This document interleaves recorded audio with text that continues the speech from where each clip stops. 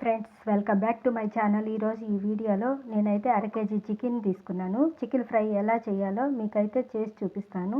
చూద్దామా? ముందుగా ఈ చికెన్ అయితే బాగా సన్నగా కోసుకొని 4-5 సార్లు అయితే కడిగి ఇలా పక్కన పెట్టేసుకుంటున్నాను. దీంట్లో కావాల్సినవి అన్నీ వేస్తాను. మీరు నా వీడియో ఎక్కడ స్కిప్ చేయకుండా చూడండి. నేను ఎలా చేస్తున్నానో మీకైతే తెలుస్తుంది. నేనైతే ఏది అయితే ఇలా అయితే ఏ సోది ఏం చెప్పకుండా టైం వేస్ట్ చేయకుండా ఇలా అయితే చికెన్ ఫ్రై ఎలా చేయాలో టాపిక్లోకి అయితే వెళ్ళిపోదాము. 1 స్పూను సాల్ట్ అయితే వేస్తున్నాను. అలాగే 2 టేబుల్ స్పూన్లు కారం అయితే చల్లుతున్నాను. 1/2 కేజీ చికెనే కదా అని. పసుపు అయితే కొంచెం 1/2 టేబుల్ స్పూన్ అయితే వేస్తున్నాను. అల్లం వెల్లుల్లి పేస్ట్ 2 టేబుల్ స్పూన్లు. నేను కొంచెం అయితే లైట్గా అయితే పెరుగు వేసుకుంటున్నాను. స్పూన్ అయితే ధనియాల పొడి అయితే ఇలా వేసుకుంటున్నాను. దీన్నంతా కలుపుకొని ఒక 5 నిమిషాలు బాగా కలిసేదాకా నేనైతే డైరెక్ట్గా అయితే చేస్తున్నాను. ఇన్షాట్లో ఎడిట్ చేసి అలా ఇలా అయితే నేను డైరెక్ట్గానే లైవ్లో అయితే చేస్తున్నాను. లైవ్ అయితే నేను చేసేదానికి లేదు కాబట్టి ఇప్పుడు ఇలా అయితే నేను బాగా అయితే కలిపెట్టి ఒక అరగంట సేపు అయితే నేను పక్కన పెట్టి నానబెట్టుకుంటున్నాను. ఇలా అయితే గ్యాస్ వెలిగించుకొని బాండలు అయితే పెట్టుకుంటున్నాను. ఈ బాండలు అయితే వేడెక్కేదాకా కాసేపు చూద్దాము. పెనం బాగా వేడెక్కింది. దీంట్లో అయితే 2 టేబుల్ స్పూన్లు ఆయిల్ వేస్తున్నాను.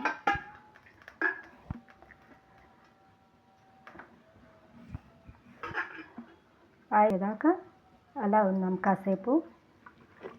ఇలా వేడి చేసుకున్న ఆయిల్లోకి చికెన్ అంతా వేసుకుంటున్నాను.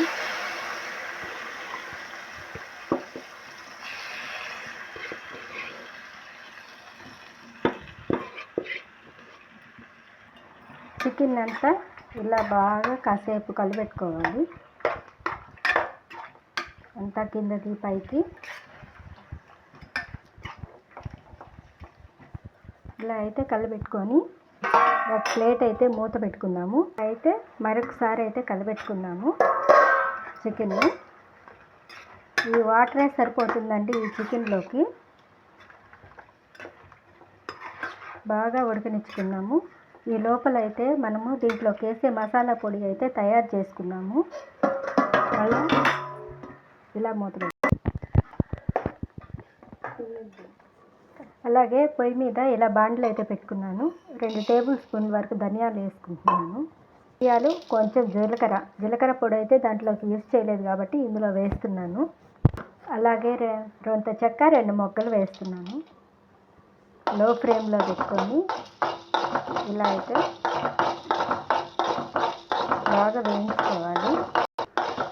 మంచి కలర్ వచ్చేదాకా లో ఫ్లేమ్లో పెట్టుకొని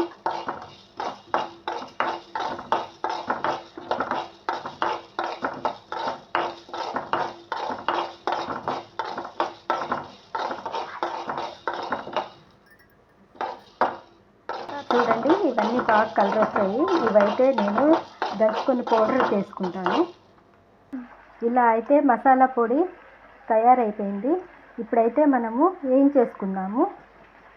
ఇలా ప్యాన్ పెట్టుకొని ప్యాన్ హీట్ ఎక్కాక ఆయిల్ అయితే 1 టేబుల్ స్పూను 2 టేబుల్ స్పూన్లు వేస్తున్నాను. ఎక్కాక కొంచెం ఆవాలు అయితే వేసుకున్నాను.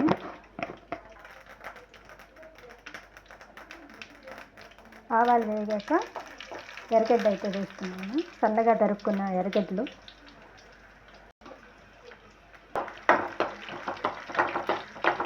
ఇలా అయితే లో ఫ్లేమ్లో పెట్టుకొని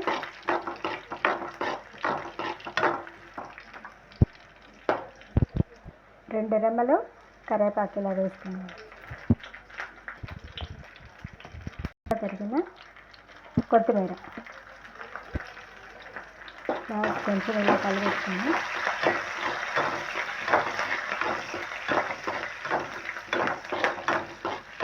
ఆనియన్స్ అయితే బాగా కలర్ అయితే వచ్చాయి.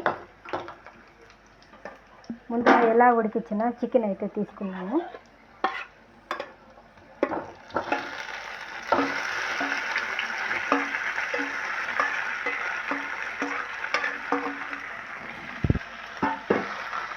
చూడండి, ఇలా అయితే బాగా కలిపేసుకున్నాము. ఇలా బాగా అయితే కలుపుకోవాలి. లో పెట్టుకొని ఇలా అయితే కలిపెట్టుకోవాలి. ఇందులో ముందుగా దంచి పెట్టుకున్న ధనియాల పొడి కొంచెం అయితే వేసుకుంటున్నాను. వేసుకొని ఇలా 2 టైమ్స్ బాగా కలిపెట్టుకుంటే సూపర్గా ఉంటుంది. చూడండి, చికెన్ ఒక 5 నిమిషాలు అయితే ఇట్లా మనము ఉడకబెట్టుకుంటాం. చూడండి, ఇలా అయితే బాగా ఎలా అయితే రెడీ అయిపోయిందో చికెను.